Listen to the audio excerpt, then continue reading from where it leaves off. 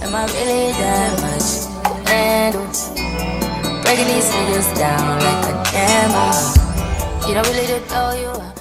Guys, welcome if you're new to my channel. If you're maybe, anyways, so today's video is going to be another RANT Diaries.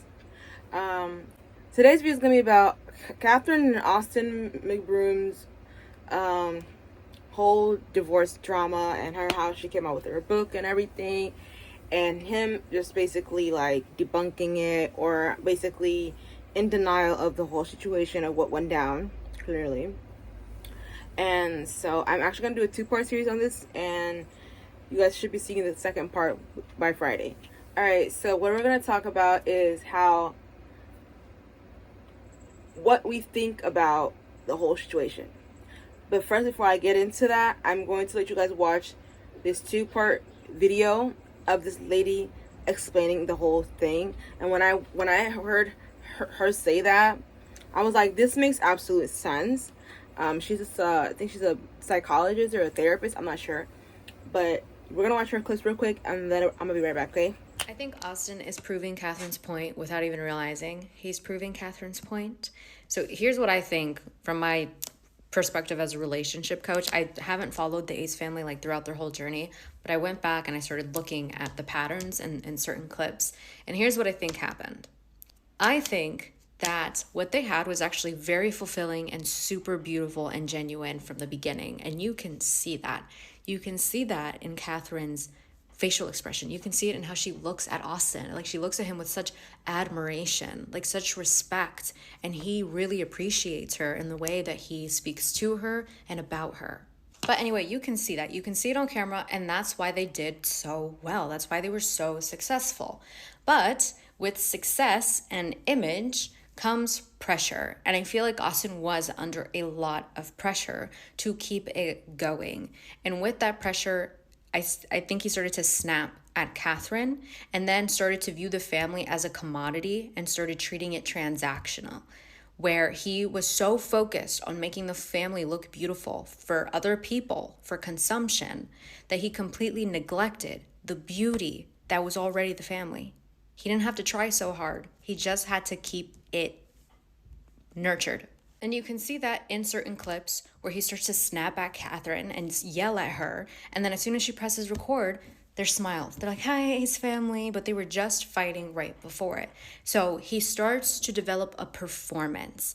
And, I'm not saying he's wrong for being snappy. That's normal in every relationship. When any person in the couple gets stressed, sometimes we snap at our partners. But I don't think they ever gave themselves enough space to work through those issues. I think he just kept going and going and going and shoving and suppressing and shoving and suppressing to the point where the reactions got worse and worse and worse.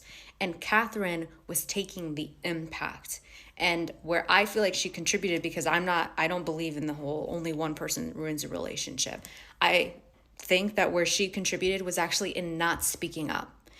It was actually in staying silent, to where she was internalizing everything, that it then affected how she was showing up, probably off camera, and that probably was pissing him off. So now you have both people who aren't showing up for each other and aren't giving themselves what they need to show up for the other person.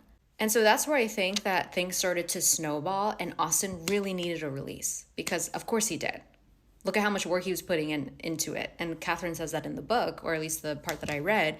He worked really late and really hard to build what they did. But in that, he neglected his own needs. And instead of taking some time off, working through his emotions, going to therapy, whatever it was that he needed, he cheated. And what he did was create a huge, bigger emotional weight on Catherine.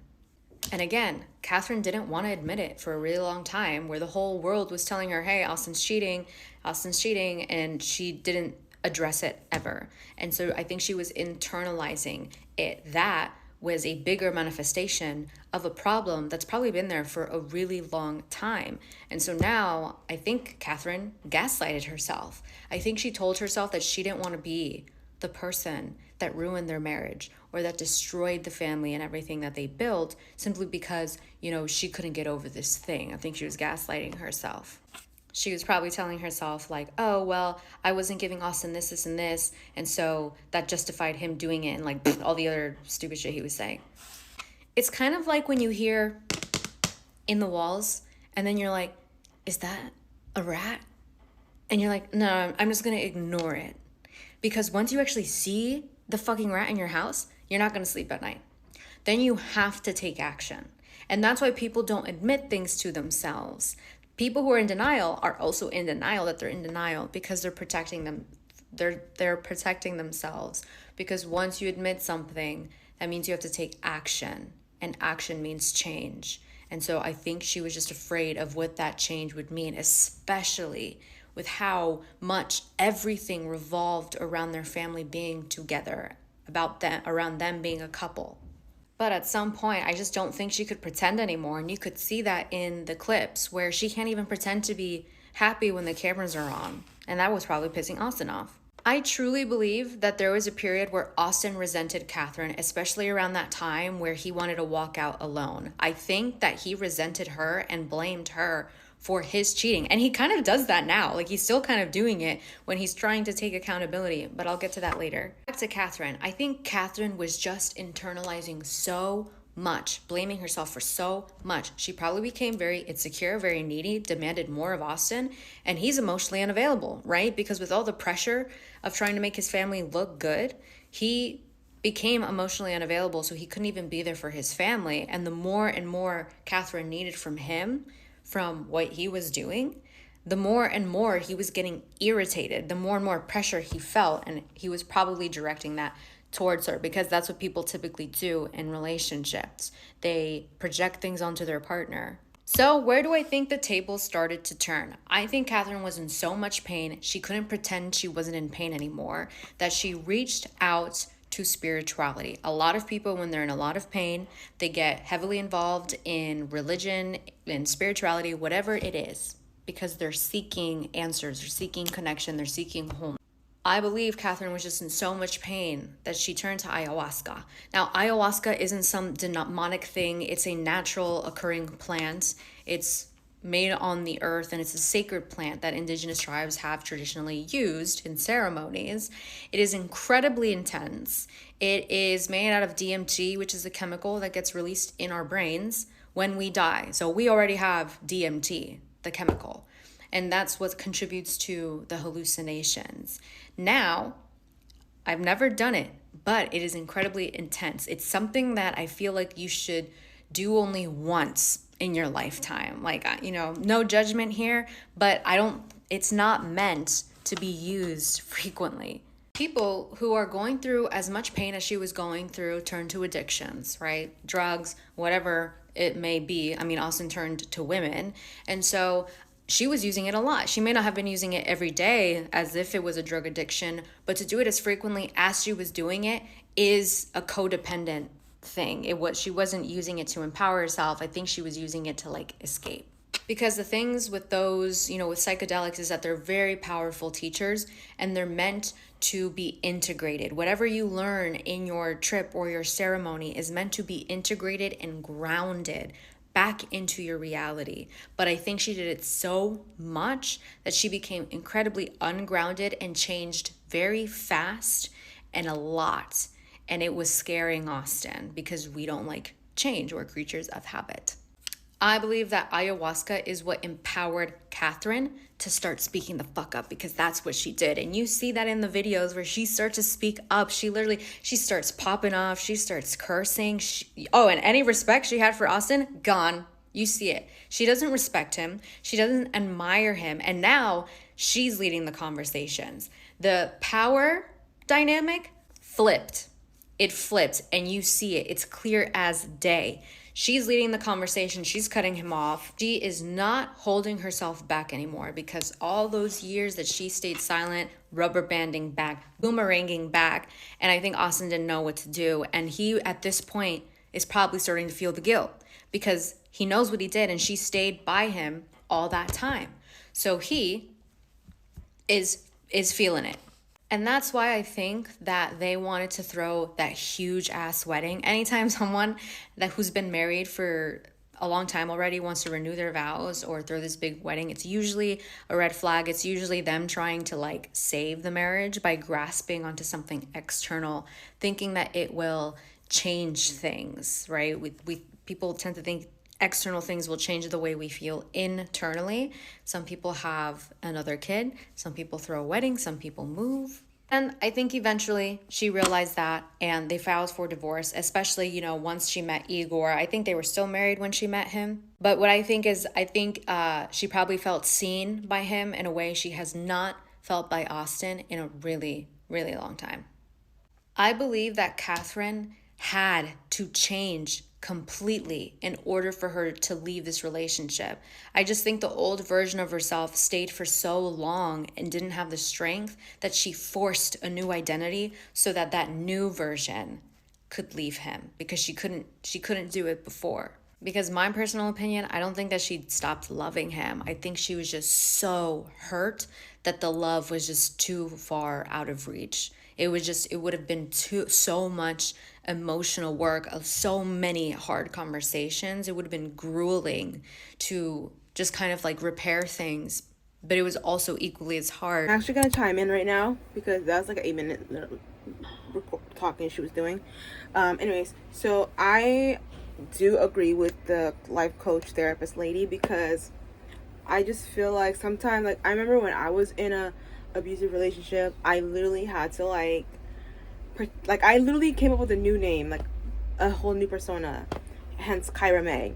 My real name is Amina, but I feel like Amina was too weak to leave any of those abusers, so I came up with the name Kyramaiii. So now I like to be called Kyramaiii, because Kyramaiii was my inner, the strong version of me, like, you know, the inner voice of mine. I gave her a voice. I had to let Amina step down and let Kyramaiii step up and start controlling the decisions I made in my life.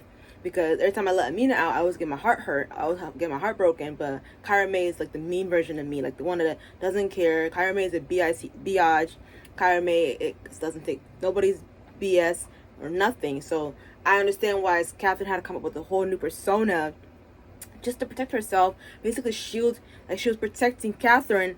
And there came I don't know what other name she goes by, but she goes by another name now that she was saying her name was, but I think it was like Deetris, something like that. So she literally came up with a whole new name, and that's like common from what I've heard.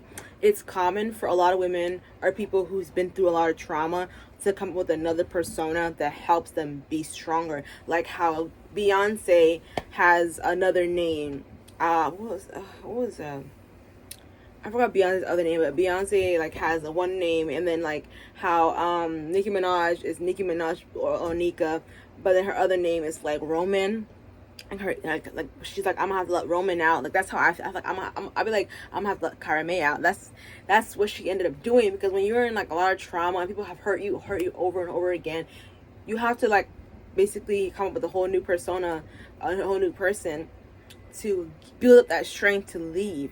And I was with my first ex for 2 years, like literally 2 whole years, and all those 2 years, only 3 months of those 2 years was happiness, which was the first 3 months we got together, and then after that it was just like hell for me. And every time I tried to leave him, he would always threaten to harm my family or me, and I just like I feel like I gaslighted myself into thinking like, if I stay, I save my family. He can't harm my family. He can't harm my family. I knew this man was capable of unaliving somebody, because he's already unalived someone at the age of 13. Some boy named Austin in Texas. I don't know the guy's last name, so I can't really give the family closure. But that's what he told me. And I remember someone telling me that if someone who unalives people confesses their past, crimes to you, that means you're the next victim. And that's when I knew I had to leave. And that's when I ended up leaving officially and never going back, even though he literally stalked me everywhere until he sadly, succumbed his addiction and passed away 3 years ago. May he rest in peace. But that's what people don't understand. Like, it's really hard to leave an abuser, whether it's verbal, physical, mental, or being with a serial cheater, regardless. It's all hard. So you can't fault Catherine for staying. And sometimes you see your partner committing a crime and there's like nothing you can do about it because you're scared of the outcome. That if you do speak up, what's going to happen? You know, as she said, she was trying to keep the family together and not like have her kids be a broken home, So that makes sense. No woman wants to raise a child without the father, or you know what I'm saying. So that makes sense. And like we were talking about how, oh well, she was there when he committed those scams. For all you know, that was his idea. Same with me. Like, I would invest in like he would have my name written down. That's why I owe so much on my credit's so bad. Like not bad, but like it's bad to me because of the fact that my ex would like literally write my name because his name wasn't strong enough because he didn't have a Nebraska ID, so he would use my name as a co-signer to whatever loans he was trying to get on cars, cars, furniture, TV, a remote control for his video game. Like he would always two phones like that. So he'd always use my name as a co-signer, or when we use my name since his name wouldn't work. Like even when he was doing DoorDash, he used my name because his name got rejected. So yeah, let's just tell you, like, sometimes there's like it's out of your control and you're so scared that you might get hurt, something might happen to you, no one's there to help you, so you just go along with this. I cannot blame Catherine for doing those, like just sitting there and letting it happen when the scams are happening with the whole Ace family and stuff. So we're gonna go back and watch the second part of her video, but I just wanted to step in real quick and like talk to you guys and like tell you guys what I think personally from just that 8-minute clip.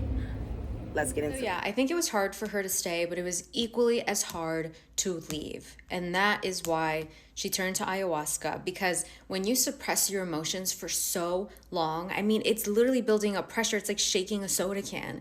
When you actually decide to go there and like crack it open, it's going to be messy and it's going to go everywhere. You're going to see a really ugly side of yourself.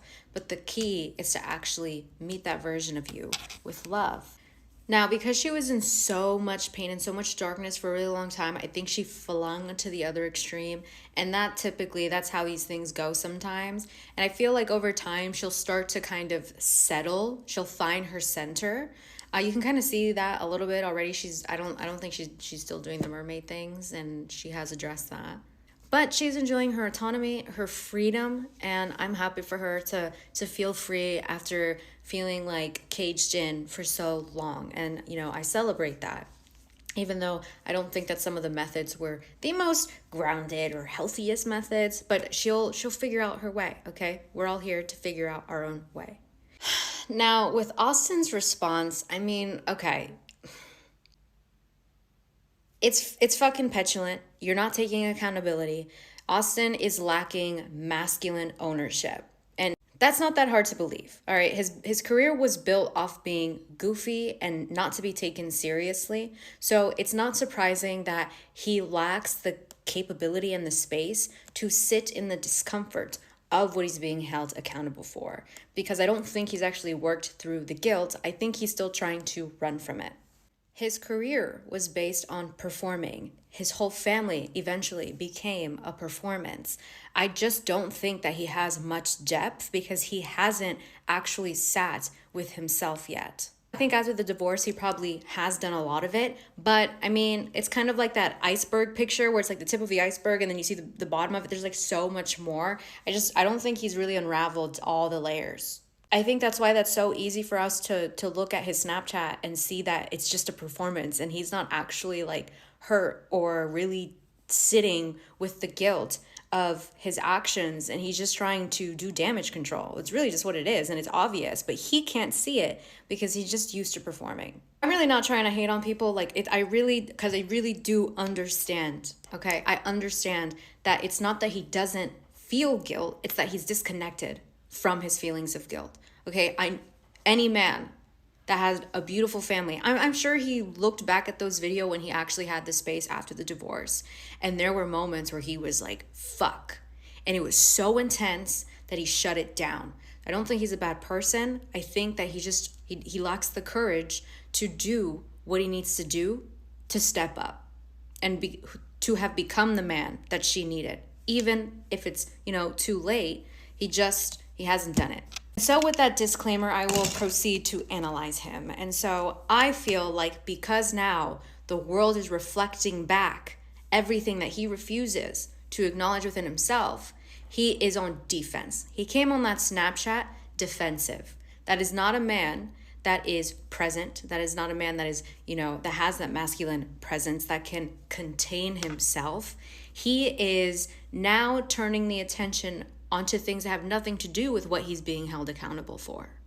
Ownership is saying, this is mine. It's just fully sitting in the shit of it.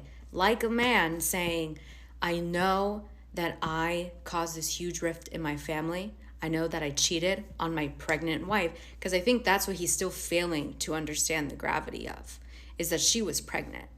That's a betrayal to the whole family unit. That's a betrayal, not just to your wife, but to your kids. And so, because she needed you. She's there creating the life. She's there vulnerable. She's there helpless sometimes, so out of control of her own body. He doesn't realize the emotions or the pain, right? But because he didn't have the space to understand. Instead, he was hyper-focused on his needs. He didn't care about the family. He cared about his needs in that moment. That's what should have been said and addressed. That would have been like, oh my God, no, that's awareness. That's some fucking self-awareness right there, Like if he could show that he's reflected on it, and even just let I understand that what I did, what was wrong, but I support Catherine in her expressing her side of the story after she stood by my side for a really long time. I can't even imagine how hard it must have been to have gone through what I put her through, and even putting her in that situation, that if this is what she needs to heal, then that's okay. That is respect. That is respect. But he didn't do that. No, she turned me into a mermaid. Ugh. What does that have to do with you betraying your family? I did find it fucking hilarious. It was really funny. However, speaking from a relationship standpoint, you're not taking accountability, you are deflecting, and you are gaslighting, because the fact that you even have receipts and are trying to now point her as a villain or show her in some negative light, again, you're not thinking about your family. You are not thinking about the consequences that will ripple out of that. Catherine was very graceful in the way that she showed a lot of intention, and she wrote the book very, very slowly, right? She's not trying to villainize him, but she's sharing her perspective. She's not saying he's this horrible person like he's saying she's saying. And if you actually read what she wrote, you would see that. She's speaking her truth and her version of it. And now all you're doing is trying to send hate her way, right? Her intention was to speak her truth, was to speak what she withholded for so long that hurt her. What he was trying to do was to send hate her way. But now they're hating on her for her belief system, for what's special for her. Like now you got people to attack the very thing that gave her the power to walk away from you after you disempowered her for so long. That is, you're still playing the same game, even when it's over. And I think that the world is so invested in it because a lot of us have been in, micro versions of this scenario. We've either been Austin or Catherine, and we understand one side, but looking at it from both sides, that's what I see. The world is emotionally invested because they see themselves in these stories playing out. And so there's no reason to take what the world is saying personally on either end. It's just like they're both giving certain people a voice. Austin is incredibly funny and charismatic, and I'm sure she would have loved to have spent her life with him. I mean, even I would love to have someone that's just like as funny as him and just like that keeps life fun. But if he's not emotionally available, if you're not connecting to that aspect of yourself, you're not going to be a good partner. Austin abandoned an aspect of himself somewhere in the relationship, an aspect of himself that Catherine fell deeply in love with. And she stuck around waiting for that to come back, and it never did. And so then she probably abandoned an aspect of herself that Austin loved, and now the physical manifestation is what it is. They split up. And that is tragically human, right? That's just what it means to be here on Earth and in relationships. Sometimes we have to lose people to learn our lesson and to realize things. So that's how I feel about the Austin and Catherine situation from what I have collected. Okay. Again, I haven't followed their journey. There's probably a lot of details that I don't know, but speaking simply from pattern recognition and clips that I've seen online, that's what I think happened. I just know I could have not explained it better than her because she's like a professional, you know?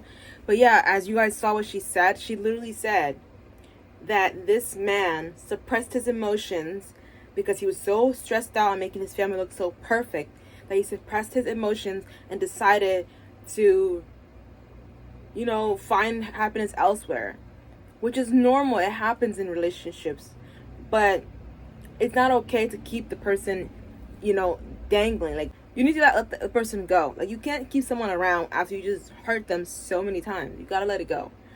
And as for Catherine, I can relate to that part because of the fact that she literally, like, she wanted the best. She reached out to God, like, you know, ayahuasca, not God, but ayahuasca.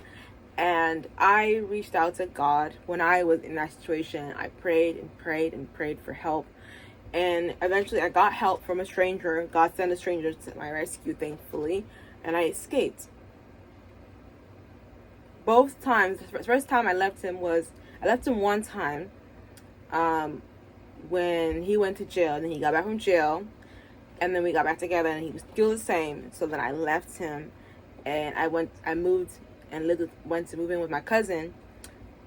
For some God reason, he said he knew where I was, freaked me out because he always knew where I was for some reason. Like, I think he had like a bug on my phone or something. I really don't know, but I freaked out and I told him where, and I was like, here's the address where I'm at. And then he came, ruined that area for me. We went to live with his mom, and then officially I left him in 2020 after 2 years of being together because we got together in 2018.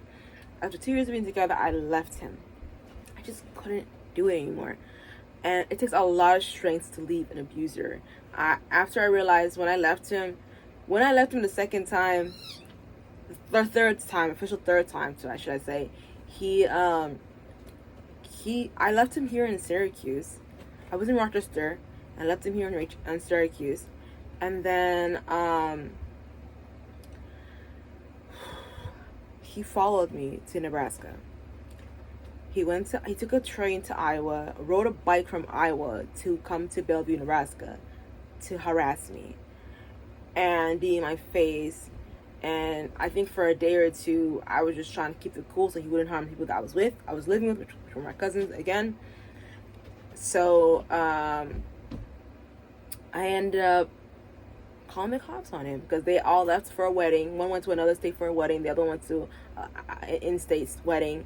And they were all gone, and one was at work, so they were all gone. It was just me and him in the house. It was like, I think the second or third day being there, and this man literally kept harassing me. We weren't together anymore, and I was on my social media, Facebook, and I was texting somebody. I was responding to someone's comment, and I was being inappropriate. But I'm single, you know. I'm not his girlfriend anymore. I'm nothing to him. This man slapped me across the face.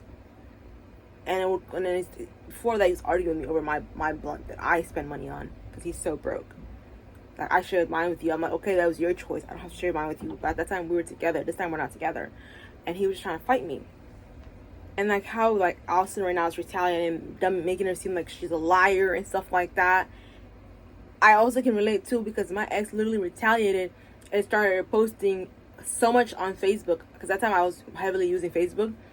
And he posted so much on Facebook, just like a big giant paragraph after paragraph after paragraph. I had to report it to Facebook so they could take it down because he was harassing me. I'm not his girl no more. We're not together. I'm not his girl. I'm not in conversation with him. I'm not friends with him. We have nothing to do. He was tagging me and posting. I didn't even know he was posting all this stuff. And so people were reaching out to me. Like I had at least like 30 people talking about something. Did you see what your ex posted? I'm like, what are you talking about? Did you see what he posted? I did not see what he posted because I don't have him. And then someone sent me screenshots of what he was posting, and I was like, what the hell? So I told my friend, can you guys, like, I told all my friends, I told them, can you guys report it, like, as harassment and bullying? And thankfully, Facebook took it down because he was just talking nonsense, speaking lies on me. And then right after that, he sent pictures of me, nude like photos of me to my cousin because I was at her house. and I moved in with my now, because I was literally in a new relationship when he was doing that. I was in a whole new relationship because me and him were separated for a long time. Like this when he got back from, this when he got out of jail and he was doing this.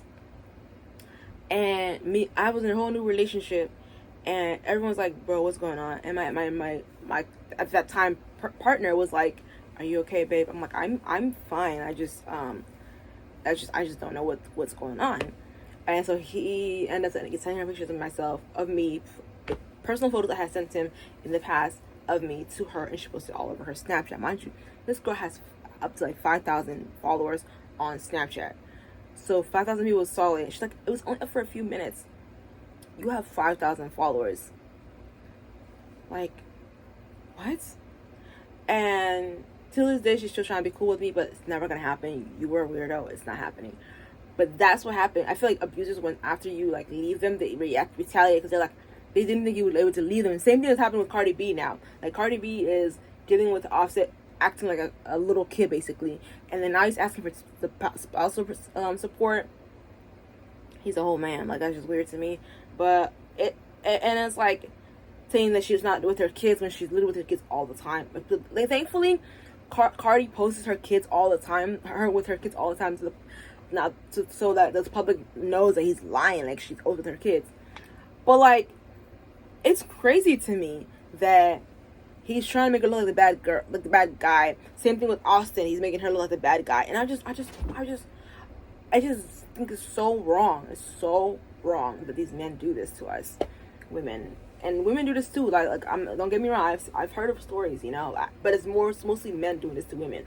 But I'm gonna let you guys watch a few clips of this, and I'll be right back. Austin McBroom cheated on Captain while she was pregnant. Not during one pregnancy, 2 pregnancies. My nigga, I didn't even know that he cheated, and that's the reason they broke up. I used to watch them, but I stopped at one point and I just forgot about them. Catherine dropped a book. I think it's just like an autobiography. She talked about the breakup and why everything happened and what happened. You know how sick of a nigga you gotta be to cheat on your wife who is pregnant?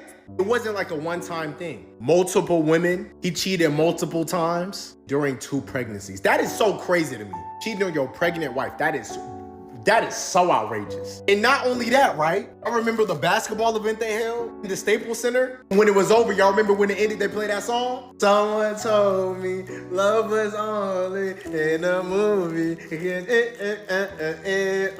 He talked about how before that happened, she asked him if he wanted her by her side during that moment. In her mind, she's thinking, of course he wants me there. I'm his wife, you know, yada, yada, yada. But I guess they were going through things at this time, but which is she was like kind of suspecting that he was cheating and shit like that. Guess what his answer was? That nigga said, it's up to you. And walked away. Oh, Austin, you bitch. You ain't shit. Bro, the words she used to describe these moments, so deep, but I feel like those are words that can't even capture what she actually went through. And remember, people were always on her head, getting on her and shit like that during all of this. And they never knew this was what happened or what was going on. The whole time, she was really just trying to find herself again. Shit like that will leave you broken. Your husband, who you're married to, cheats on you multiple different times during 2 different pregnancies. Yo, get that nigga out of here. Pack him up. Catherine knew what I was dealing with for a very long time. I would come to her and I would voice how I feel about how I felt like I was getting no affection from her. There was a year period where we had no sex. And I would vent to her telling her what I needed. And her exact words verbatim on my kids, she said, just don't make me look dumb. Don't embarrass me. I don't know what that means to you guys, but to me it sounds like, go do whatever you need to do because I'm not capable of giving you what you need. So Catherine tells you guys that back in 2018, 2019, I basically ruined her life because I stepped out of our marriage and she had no idea, when that is not true at all. She knew exactly what I was doing and when I was doing it. So much to where she stayed with me another 5-6 years after that. When she first came to me and told me that she wanted to do ayahuasca, in my head, I was 100% against it. Something that I do not believe in. I believe in God. But because I'm such a supporting husband, I wanted to support her as much as I could. And so I let her seek that journey, and that's what she did. Through her ayahuasca journey, she was telling me how one moment she felt like she's a psychic. The next moment she felt like she was a healer. The next moment, she turned me into a mermaid. I was being as supportive as I could.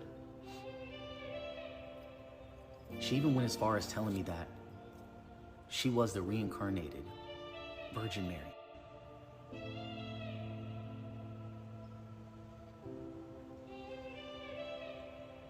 And that she no longer wanted to have sex with me, and she didn't want to use her body in that way. You guys put yourself in my shoes, and if your significant other told you that they were the Virgin Mary and no longer wanted to have sex with you, what would you do? So as she was getting more connected to the spiritual side, we started growing further apart. And it was really sad because our conversations were only about spirituality and I couldn't relate. And it got so bad to the point where she was doing it once a month. She became addicted.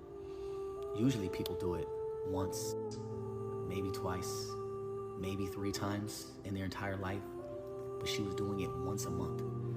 And this is where, during this process and her going out, traveling and going on retreats, she found somebody. Here are the messages that I came across that I didn't know what to think of it. And that's why I took her word and believed her, because I had no idea what the fuck this meant. What type of language is that? And decided to do the ayahuasca ceremonies and her hosting them at her house, in her home where my kids lay their head.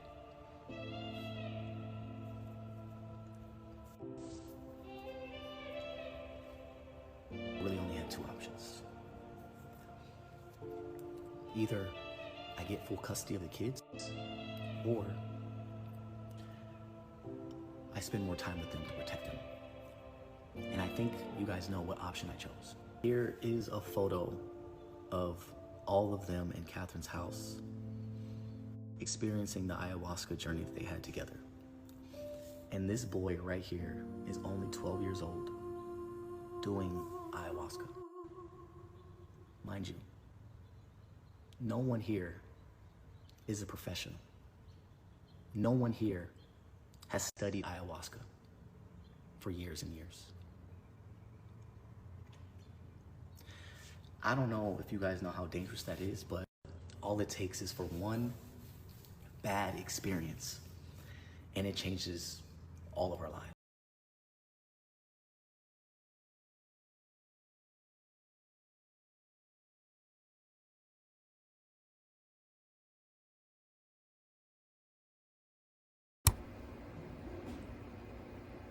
Like, did you just see that? Like, he's just terrible, okay? Like, I hate when someone does something wrong and doesn't take accountability. Like, take accountability what you did. You were wrong. Take accountability, okay? But he didn't. He decided to make a joke out of it and make her a laughing stock. I'm not gonna lie to you. When I first saw those clips, because I didn't see the whole video. I had to dig really deep to find that actual full clip of him saying something. Thankfully, I found it. But I'm always getting the clip of him saying, "She turned me into a mermaid. She turned me into a mermaid." Okay, and it's like she didn't turn you into a mermaid. And then y'all see the clip of him looking very happy to be a mermaid. He was supposedly mad that he had to be a mermaid to be a supportive husband. But no matter like convincing, even if you're a supportive husband, I've had a supportive partner before, but I could never convince him to do certain things with me because he wasn't comfortable with it. Austin wanted to be a mermaid. That man wanted to be a mermaid. That's his lifelong dream. Like, he wanted to be a mermaid. Like, he was like, ooh. He wanted to use her as an excuse to why he was a mermaid. No, you wanted to be a mermaid.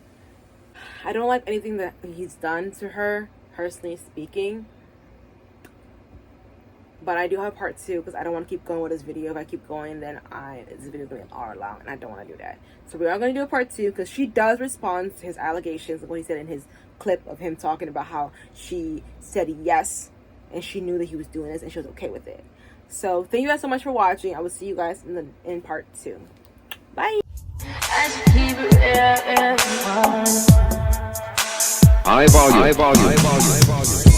Am I really that much?